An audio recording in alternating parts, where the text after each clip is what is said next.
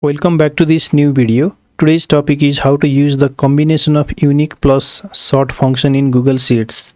In this Google spreadsheet, I have details of cells, and here in the product name column, the product name are repeating multiple times.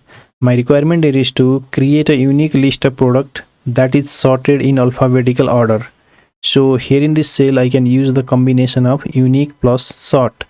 So press equal to, then first use the unique function, open bracket. In the range parameter of unique function, combine the sort function. So put here sort, then open bracket.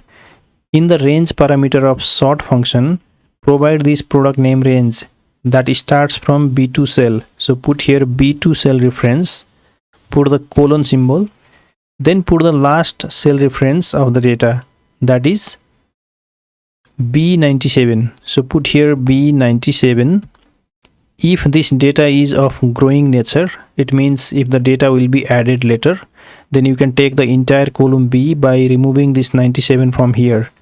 Taking only the B will take the whole column.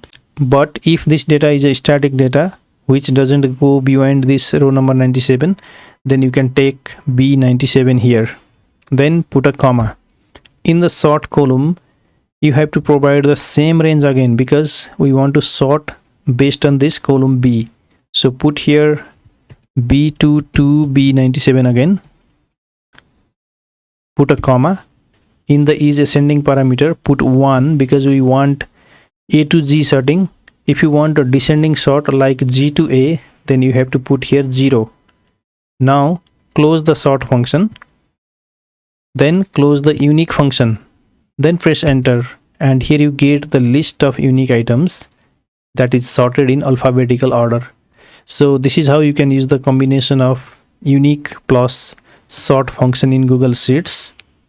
If you want to practice this function, you can download this Google spreadsheet document from the link given in the video description section. Thank you very much for watching. See you again in next tutorial.